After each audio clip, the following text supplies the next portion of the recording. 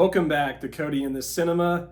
It's May Day, and today I'm reviewing one of my all-time favorite movies, the original Wicker Man. And if you're unfamiliar with this wonderful folk horror story, it begins with the policeman, Sergeant Howie, okay? And he's on a plane, and he's flying over some remote Scottish islands, and he's trying to find Summerisle, this place where Lord Summerisle lives, played by Christopher Lee.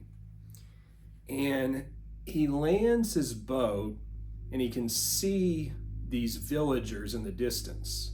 So he's looking for someone named Rowan Morrison, a missing child. And he asks him, he says, "May I have a dinghy, please?" They look at him like, no. And he eventually gets on board the island. And as he's going around talking to the villagers, he realizes they're all dirty pagans, which is the source of a lot of the conflict in our story. His investigation to try to find this missing girl, it takes him through like a creepy candy shop, a classroom where girls are sort of banging something along to make a drum sound while the boys outside sing an inappropriate song, and there's like a bug tied on a desk, and it's going around in circles. Graveyard, oh man, it's creepy. And there's a tension that's built right away because Howie is a devout Christian. He's not someone who wants to be on an island like this where there are seedy bars and rendezvous going out in public places, if you know what I mean. He eventually does meet Lord Summerisle. And as he meets him, he looks out the window and he sees these girls dancing over the fire, like something straight out of the Crucible. And what's so perfect about this film is that the whole time, Howie's going around and he's investigating what's going on. And everyone is acting completely insane and full of joy with their relatively newly found pagan religion. And he's just like, can't have fun. No fun for me. But when he meets Christopher Lee, it's like that is when he finds his true foil on the island, because Christopher Lee, every time that Howie tries to bring up something about Christianity, there's a counter that's just ready. He's quippy, he's factual, and he wins the argument more often than not. This movie has some of the coolest costumes. Like, they really bring home the folk horror world that this thing wants to make. Sometimes we get into this like crass humor with this picture, and then it goes dead serious, and then it goes back to funny. I think about the soundtrack.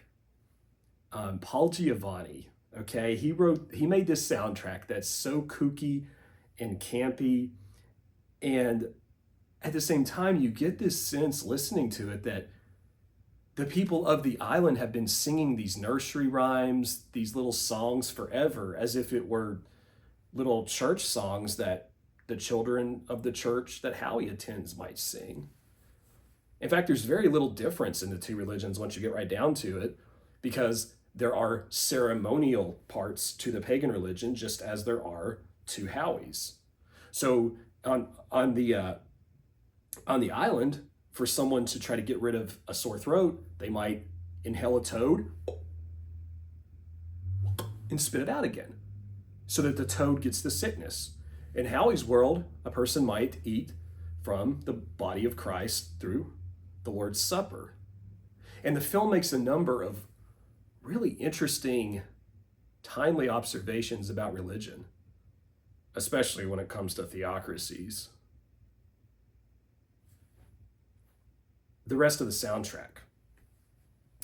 Sometimes you get these like story songwriter kind of melodies that play, in the background as you're seeing characters interact.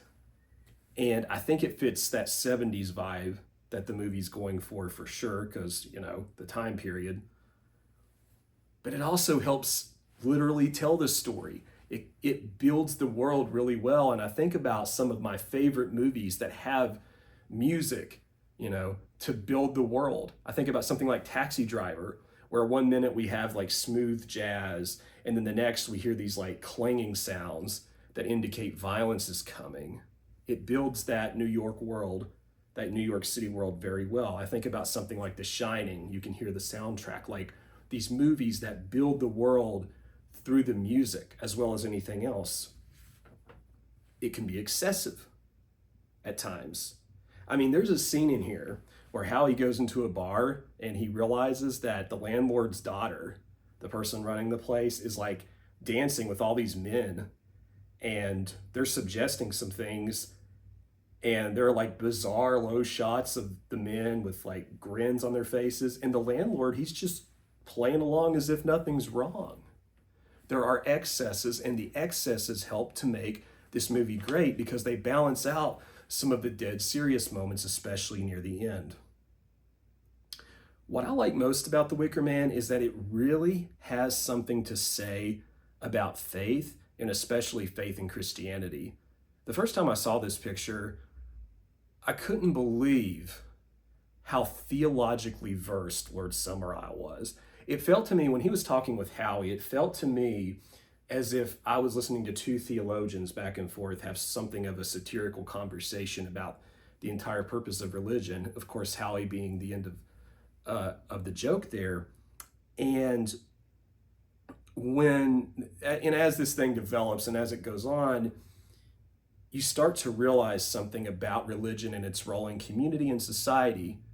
And what you realize is that there need to be limits.